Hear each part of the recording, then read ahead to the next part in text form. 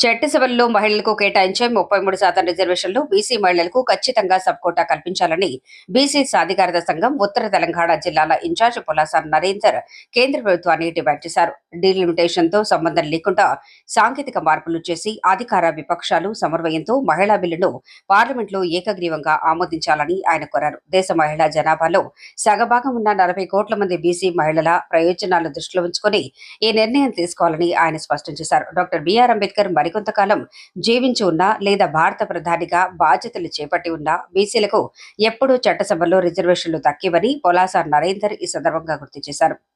OBC వర్గాల పరిరక్షణకు సామాజిక అసమానతలను తొలగించడానికి కులగణన అత్యవసరమని ఆయన పేర్కొన్నారు. జనగణనలో భాగంగానే కులగణన చేపట్టి బీసీ కుటుంబాల లెక్కలను శాస్త్రీయంగా తేల్చాలని కేంద్రాన్ని కోరారు. ఇది చారిత్రాత్మక అసమానతలను వెలుగులోకి తెచ్చే గొప్ప సాధనమని ఆయన అభివర్ణించారు.